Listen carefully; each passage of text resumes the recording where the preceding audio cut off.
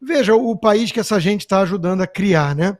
Nesta quarta-feira, o presidente Lula realizou um ato simbólico para marcar os 2 anos, no dia 8 de janeiro, sem a presença dos chefes dos poderes legislativo e judiciário. Além do ato ter sido esvaziado, a ausência dos chefes dos outros 2 poderes gerou especulações sobre tensões políticas e divisões institucionais. E quem foi convidada para discursar na abertura desse evento foi a primeira-dama Janja. E já que falamos da Janja, eu vou iniciar por a nossa Fabi Barroso. Fabi, jurista, a nossa jurista de plantão e também a nossa comentarista do Bradock Show. O que você achou desse ato do dia 8 de janeiro, 2 anos dos acontecimentos? Vimos as fotos satelitais, vimos quanta gente estava ou não estava na Praça dos Três Poderes, vimos os discursos também das autoridades. O seu comentário, né, a sua análise sobre esse ato do dia 8 de janeiro de 25.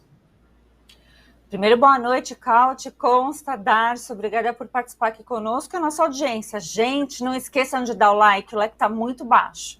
Pois ó, não sei não, hein? Ai para vocês. Coloque no grupo da família. Bom, dito isso, tem várias observações a serem feitas. A primeira, né, que assim é retumbante, é a questão do 8 de janeiro, que o governo federal tomou para si como uma pauta política disfarçada de defesa da democracia, fazer igual aquela lá azeda, né? Disfarçada de defesa da democracia, e tudo que nós vimos não foi isso. Ao contrário, nós vimos um desprestígio dos próprios ali que estavam obrigados, né? Todo mundo ria da piada pronta, só faltou na plateia, tipo o rock lá que tinha no Silvio Santos, levantar a plaquinha aplausos, e o Lula falou sandices, né? Começamos aí falando de Janja, mas é que é difícil falar da Janja, porque eu não acho que ela foi convidada. Ela se convida e ela obriga todo mundo a aturá-la, né? E nós não precisamos. Eu desconsidero que essa mulher hoje estava lá, porque ela não é eleita, né? Ela só fez a gente passar vergonha mesmo, porque o modelito dela era igualzinho do Didi. Tá? Em todas as minhas redes sociais eu coloquei a foto dela e a foto do Didi Mocó. Para quem não lembra, é o modelito.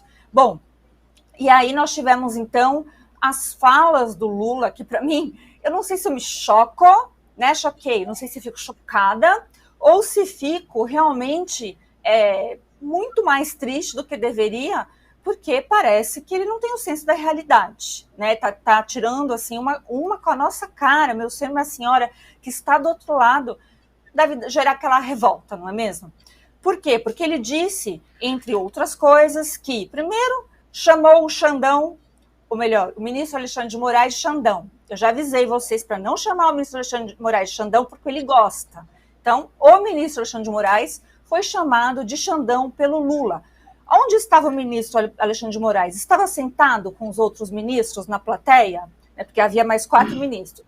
Não estava. Ele estava ali do ladinho, com um sorriso um tanto amarelo, e assim, coisas que a minha cabeça é capaz de interpretar, mas eu não sei se eu posso dizer. Então, fique também na cabeça de vocês essa interpretação. Mas é importante também salientar aqui a própria esquerda. Hoje, nossa, eu vi jornalista do UOL, descendo a lenha, metendo o pau, justamente nessas mesmas coisas que eu estou dizendo, né? Falaram, olha, a Janja isso, a Janja aquilo, né? Estão exagerando, pois é, a gente já vem falando disso faz tempo. Mas o verdadeiro... E outra coisa, o Alexandre de Moraes tinha dito que era proibido comemorar o 8 de janeiro. Então eles, né, fizeram aquilo lá que era festa da democracia, mas não deixa de ser uma comemoração dos atos do dia 8 de janeiro, porque afinal, quem foram os beneficiados? O próprio ministro, que não deixa de se autoexaltar, tanto nas várias petições de vários processos, como em inúmeras falas, né, como as falas também dele que ele fez, como as falas do decano Gilmar Mendes. Então, eles foram os verdadeiros beneficiados, né? E a gente aqui fez o outro lado da questão, que é de lembrar as 2.000 pessoas que ainda estão ou presas ou com tornozeleira, sem o devido processo legal, e né, assim, naquela situação que realmente é bem lastimável. Então, hoje, 2 anos depois, nós temos a concretização de um governo Lula que a gente sempre imaginou fracassado e que, sim, levanta a bandeira de tudo que não presta, inclusive é ruim, é mal e não quer a pacificação do país de jeito nenhum, faz uma coisa brega, um abraço simbólico, uma coisa assim bem manjada, com umas florzinhas amarelas, eles escreveram democracia, que parece coisa de jardim primário, né? E nisso, com a Janja ali de cor-de-rosa e o Lula com um chapéu agora, que parece, eu não vou falar do que parece, porque vai dar problema religioso, mas parece, aí pensam em vocês também. Uma coisa assim mas bem estranha. E ao mesmo tempo, bem esperada. Porque esse é o PT, esse é o reflexo de que quando tiranos estão no poder, o império da lei sai correndo e a gente só fica com essas sandices. Pois é, Fabi, antes de passar a palavra para o Rodrigo, eu queria só um último comentário, seu telegráfico, enquanto mulher também, quando o Lula falou, nessa sua logorreia de hoje, que, abre aspas, amantes são mais importantes do que esposas, fecha aspas, falando da democracia, mas eu queria saber assim, como mulher, como você se sente quando o presidente da República fala uma coisa dessa televisionado em rede nacional? Tem que respirar fundo. Primeiro, né, realmente ele deve ter muito afeto pelos amantes, porque, aliás, amante, mesmo o pessoal tentando normatizar, mas não deixa de ser, né? Amante é aquela que é teuda e manteuda, como diria lá na Tieta, né, não podem nem me acusar de nada na Tieta. É também aquela mulher, ou homem, né, que não prioriza alguém que está o casamento em si. A gente sabe o que acontece quando um casamento é destruído. Então é bem a cara dele, né? Um fala mané, perdeu o mané, então a gente está entre manés. A gente é realmente mané, os malandros são eles. E as amantes também são eles, que não gostam das coisas legalizadas, posta como tem que ser, não é verdade? Que hoje em dia não tem mais motivo, gente, para alguém ser amante de alguém. Mas ele enalteceu. E, aliás, na frente da Janja. Aí alguns disseram que a Janja fez aquele olhar de veto. Aham, ela era o quê do Lula? Pergunta sincera, ela era o quê do Lula, quando a sua esposa estava viva? Aliás, tem outros personagens, né, que o pessoal estava levantando, das amantes, no plural, que o Lula já teve. Agora, só imagine o presidente Bolsonaro dizendo a mesma coisa, não é mesmo? Então, por muito menos, nós tivemos indiciamentos, né, tivemos acusações gravíssimas, inclusive de cunho sexual, quando era o presidente Bolsonaro, dizendo muito menos. Esse aqui não tem pano para passar. O Lula curte um malandro e o Lula curte um amante. Que coisa, não é mesmo? Pois é, né? Mas se fosse o Bolsonaro, ia ser indiciado por importunação de amantes, provavelmente, ou algo do tipo. Mas vamos lá, e só para lembrar para o nosso público, vários casos, quando estava na Veja, inclusive na mesma época do Constantino, que explodiu o caso da amante do Lula, da Rosemary Noronha, que mandava e desmandava no escritório da representação da presidência da República aqui em São Paulo, né, viajava também nos jatinhos presidenciais com Lula, enquanto a Marisa Letícia estava viva, né, naquela época, no começo dos anos 2000, final dos anos 2000, na verdade, 2009, mais ou menos, por aí. Rodrigo Constantino, muito boa noite. O que você achou desse ato do dia 8 de janeiro de 2025? Muitas falas, e poucos participantes, nem mesmo a militância se dignou de comparecer. Muito boa noite. Boa noite, Carlo Cauti. Bota pouco participante nisso, né? Boa noite, Fabi. Boa noite, Dácio. Vou falar um pouquinho mais baixo e mais devagar hoje, que eu virei o Homem de Ferro hoje, botei o meu porte aqui, né? Tive um procedimento no hospital, tô um pouquinho ainda com dificuldade, mas... Bom, a Fabi criticou o chapéu do Lula, eu adianto que eu comprei alguns, um de cowboy, um Panamá, que é o que o Lula estava usando, um boné para quando tiver, que nem o Alexandre de Moraes, né? Que nem o Dácio, vai. E um deles foi o Panamá, mas eu estou pensando em devolver, porque eu não quero nada parecido com o Lula, né? E realmente é um chapéu bacana, mas que remete à malandragem latino-americana, né? Até porque, se eu não me engano, é essa coisa bem cubana, bem Eduardo Paes, assim a gente pensa, né? Então, talvez eu devolva o Panamá. O Lula, Cauti, é alguém que acha que é um otário, aquele que segue as leis, aquele que obedece os pais, aquele que respeita o que a vovó diz, aquele que é fiel à esposa, ele acha que esse cara é um babaca. Tudo na história do Lula é malandragem. Tudo. Eu lembro quando eu discutia isso com o Paulo Guedes, meu então chefe, lá atrás, no comecinho do governo do PT, né?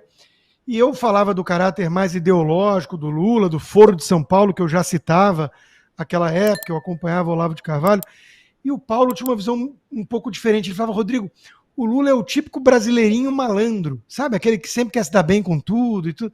É mais ou menos isso, né? Ele esqueceu que ele casou com a visitadora e enalteceu o papel da amante, que a paixão mesmo é pela amante, não pela esposa. Talvez ele esteja com saudade da Rose, que visitou 24 países no avião presidencial com ele, enquanto ele era casado com a Marisa, que estava ralando muito para acumular milhões e milhões de fortuna vendendo Avon. Né? Então, é uma família diferente, né? A família do Lula. Ele sempre teve azia com leitura, enfim, ele não gosta de nada que presta, essa que é a verdade. E vamos falar sério agora sobre esse evento aí ridículo de hoje. Meia dúzia de gatos pingados para gritar sem anistia, muitos deles comunistas, terroristas, assaltantes de bancos, sequestradores anistiados, e que graças a essa anistia chegaram a cargos públicos do alto escalão, uma delas até a presidenta, né? Virou presidenta, e antes estava lá no VAR Palmares pensando em roubar banco e tudo. E eles, o STF soltou um traficante para poder cumprir pena domiciliar, porque tem 2 filhos pequenos. Então, veja o país que essa gente está ajudando a criar, né? Ainda bem que o traficante só traficou drogas. Você imagina se ele tivesse pichado com batom uma estátua, escrevendo "Perdeu o Mané", por exemplo. Né? Então, esse é o Brasil dessa turma. Né? O Lula é um amante da democracia, aquela de Cuba, aquela relativa da Venezuela, que ele fingiu ali que tinha rixa e já conhecer a legitimidade de um claro golpe do companheiro Maduro. Então, é isso, né? É tudo invertido. É a turma que não presta, que não vale nada, que não tem nenhum valor moral, que não tem nenhuma decência, que rasgou a ética e que voltou à cena do crime, como diria Alckmin, que estava ali do lado, né? Para destruir de vez o Brasil e para atacar tudo aquilo que é bom, belo e verdadeiro, tudo aquilo que é mais elevado. Eles odeiam, como almas invejosas que são, eles odeiam tudo aquilo que é decência. Então, é disso que se trata, né? E, claro, a oposição tem um ponto quando fala em cortina de fumaça, porque o governo vai mal, muito mal, a coisa está degringolando rápido no Brasil, o dólar passou de 6 e tudo, e eles ficam levantando essa cortina de fumaça com esse discurso ridículo, com essa narrativa de golpe que só a turma da Globo News finge que leva a sério. Mas, de vez em quando, vem um ato falho e a gente vê muita sinceridade saindo da boca de militantes lulistas da Globo News, aqueles que batem boca em supermercado, mas pedem ajuda aos ministros do Supremo depois, que no 8 de janeiro o que houve foi um golpe contra o Estado democrático de dinheiro. Então, a Globo, quando vai por associação livre, ela revela realmente o que está em jogo nesse verdadeiro golpe que aconteceu não no dia 8 de janeiro, mas em outubro do ano anterior.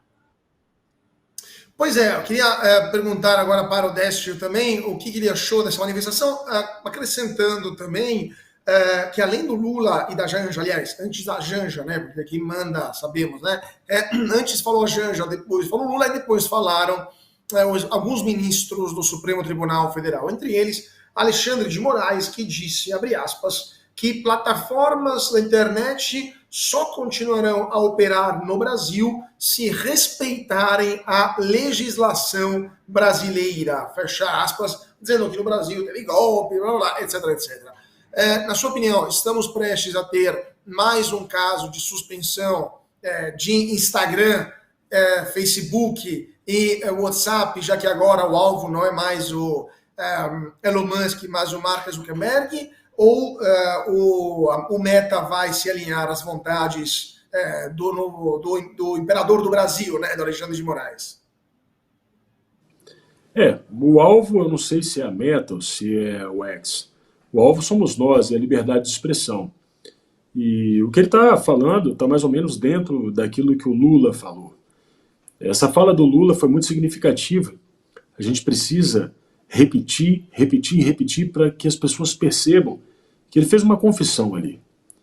Ele é um amante da democracia, e não um marido, mas um amante, porque, segundo ele, muitas vezes os amantes são mais apaixonados pelas amantes do que pelas próprias mulheres. Olha, isso é triste porque é a decadência. Esse é o barbarismo. Uma comunicação oficial nesse tipo de decadência, não tem outra palavra. Mas pare para pensar. O amor verdadeiro é aquele que cuida, mas também admoesta. Quem aí não tem um filho e muitas vezes é obrigado a chamar a atenção e rever conceitos? A democracia é assim.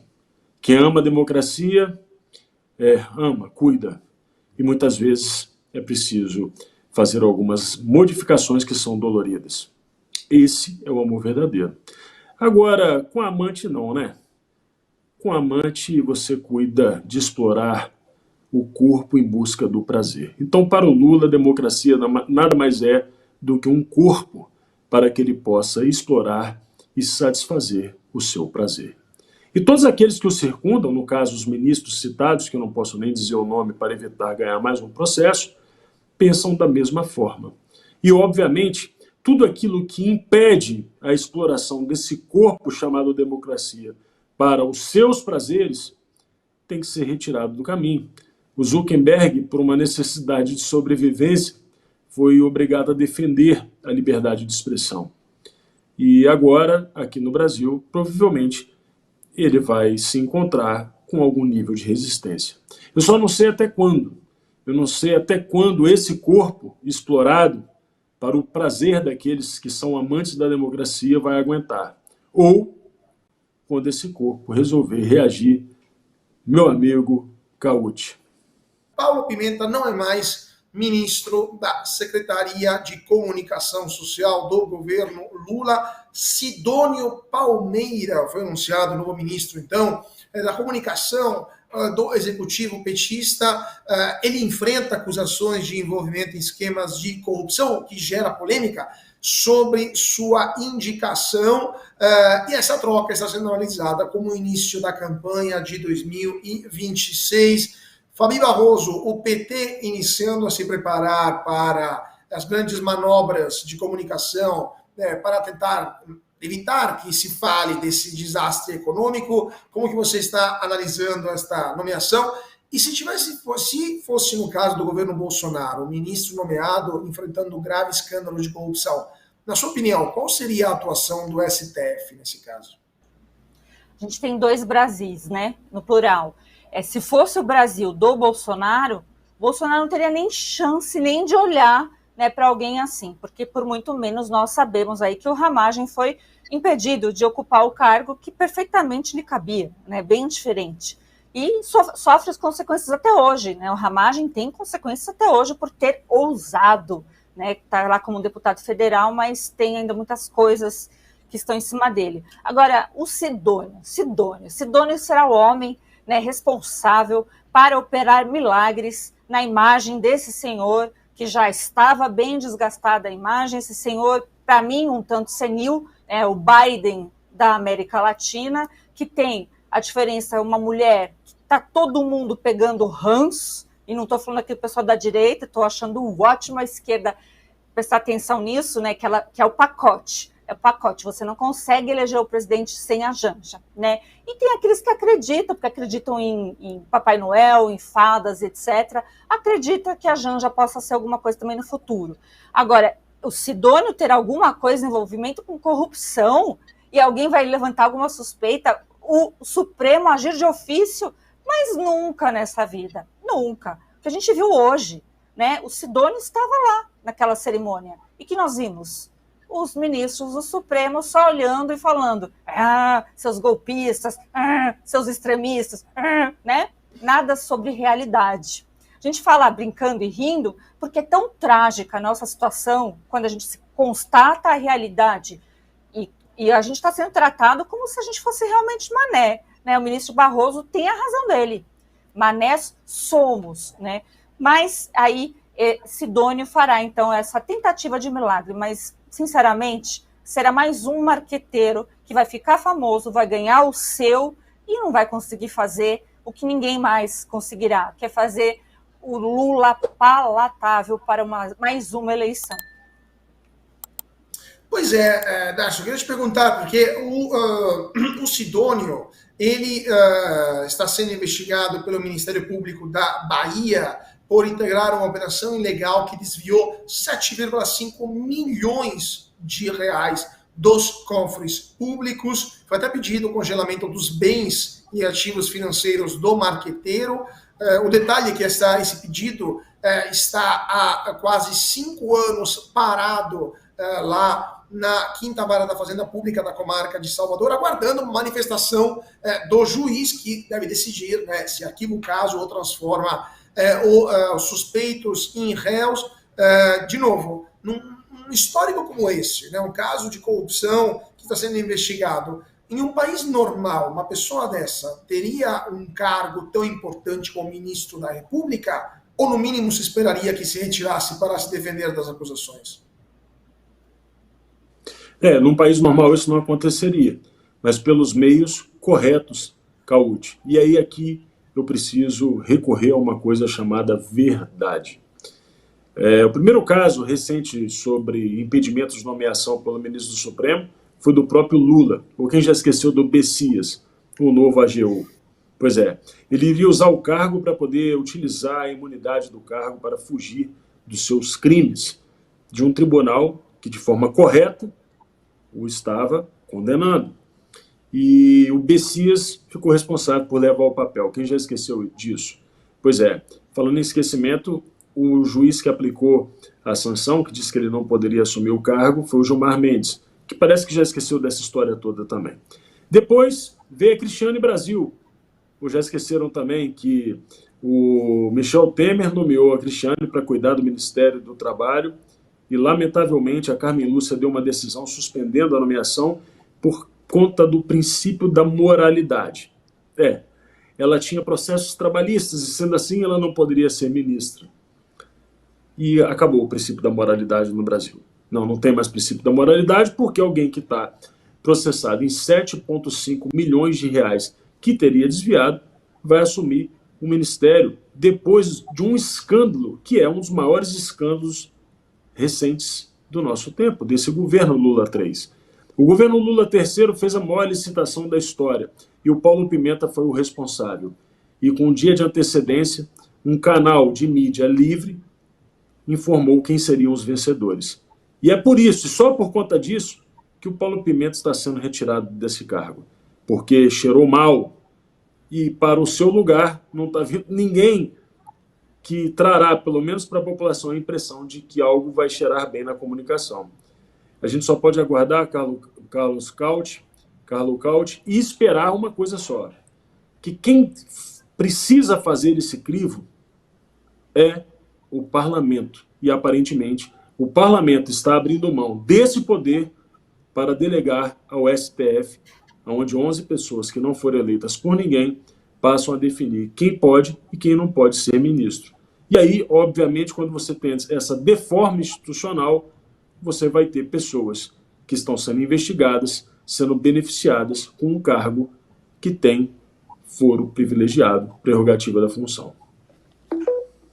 Pois é, Dácio, só para terminar esse raciocínio, porque você lembrou muito bem desse escândalo, né, da maior licitação milionária, né, se não me engano, eram 280 milhões de reais, algo do tipo, da SECOM para a propaganda oficial do governo. Já se sabia quem seria o vencedor, um consórcio também que cheirava muito mal. Paulo Pimenta foi removido e agora temos alguém que está, antes mesmo de entrar no cargo, já responde ao inquérito por desvio de dinheiro. Já no caso do Mensalão, a gente viu o propinoduto passando pela propaganda pública, né, com o Marcos Valério, o Valerioduto, no caso. No Petrolão também a gente teve marqueteiros envolvidos na Operação Lava Jato, prendeu vários marqueteiros do então governo, ligados ao PT, só para citar um, João Santana, por exemplo.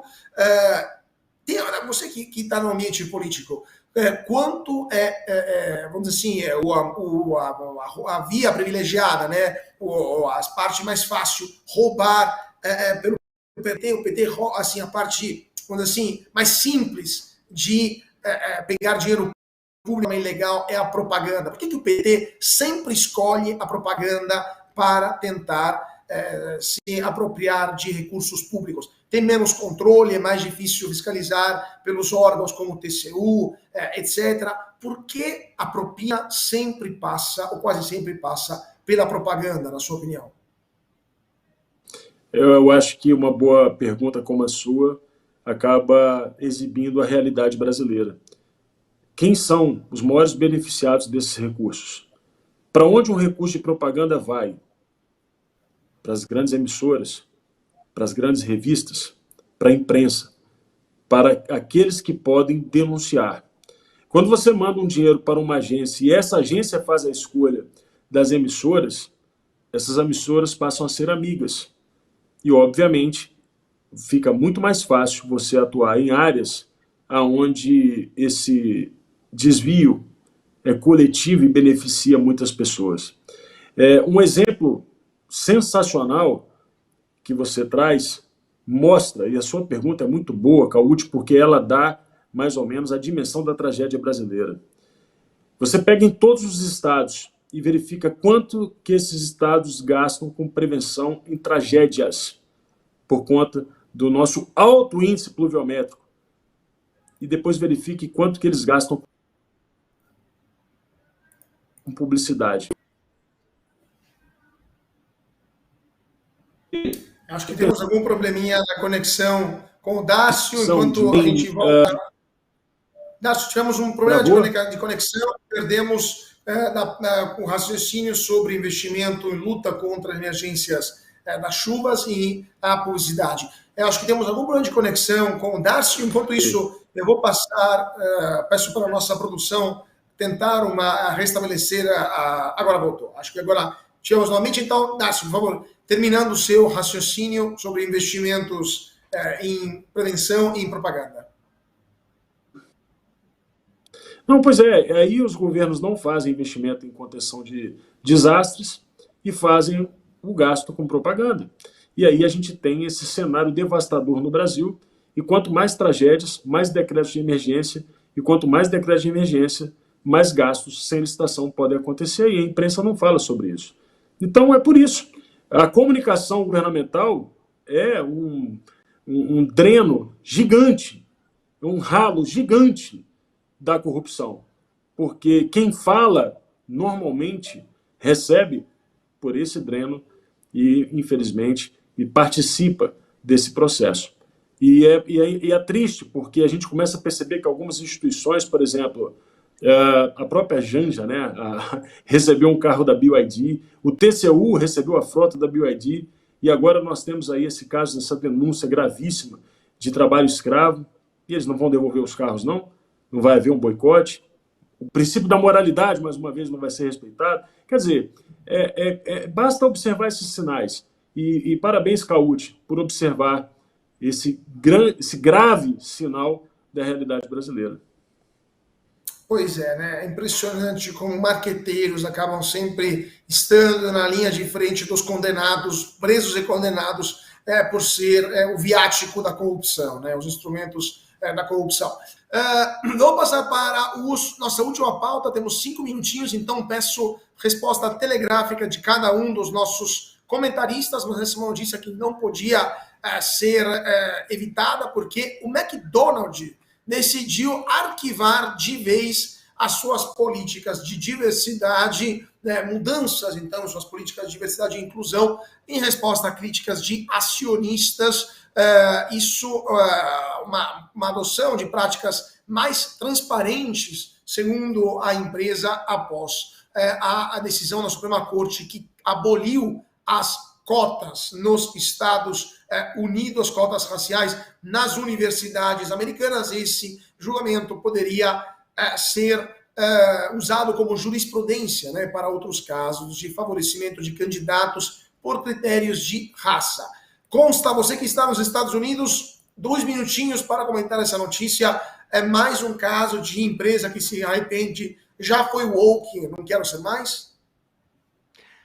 Tomara que sim, parece o caso, mas no caso da Disney é tão alta a dosagem de wokeness lá dentro que eu vou esperar para ver.